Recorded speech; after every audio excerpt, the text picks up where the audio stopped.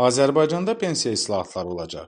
Pensiyaçıların dayanıqlı, ədalətli və etibarlı sosial müdafiəsinin təmin olunması məqsədi ilə sığorta pensiya sistemində maliyyə dayanıqlığının artırılması və sığorta prinsiplərinin gücləndirilməsi istiqamətində islahatlar davam etdiriləcək.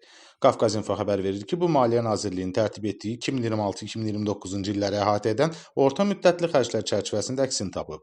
Sənədə əsasən hazırda ölkə əhalisinin 69,7% əmək qabiliyyətli yaşda, 15-65 yaş, 9,1% isə 65 və daha yuxarı yaş qrupuna aiddir və qeyd olunduğu kimi dünya göstəriciləri ilə müqayisədə hazırki vəziyyət dövlət pensiya sisteminin maliyyə dayanıqlığı baxımından qənaətbəxşdir.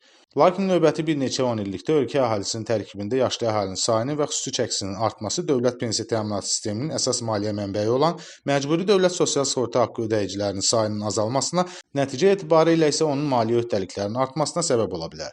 Mövcud demoqrafik meyllərə əsasən 2024-cü ildə 0,6% olan əhalinin illik artım tempinin BMT-nin dünya əhalisinin perspektivləri hesabatına görə 2050-ci ilədək kifayət qədər aşağı enəcəyi gözlənilir.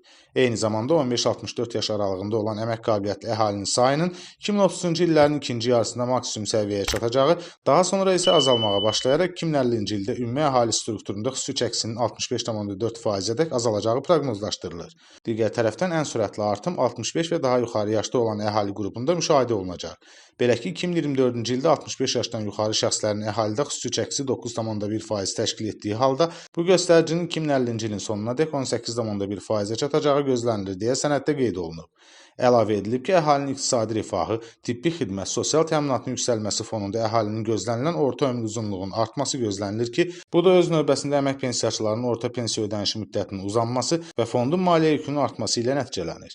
2024-cü ildə Azərbaycanda orta ömür uzunluğu 74,6 il təşkil edib və mövcud artım tendensiyasının davam edəcəyi halda BMT-nin proqnozlarına əsasən 2050-ci ildə 78,6 il olacağı gözlənilir. Qeyd olunan demoqrafik yaşlanma, qeyri-formal məşğulluq, əmək bazarındakı struktur dəyişiklikləri və qlobal çağırışlar fonunda əhalinin pensiya təminatının kəmiyyət və keyfiyyətcə artan müasir tələblərə uyğunlaşdırılması əsas prioritetlərdəndir.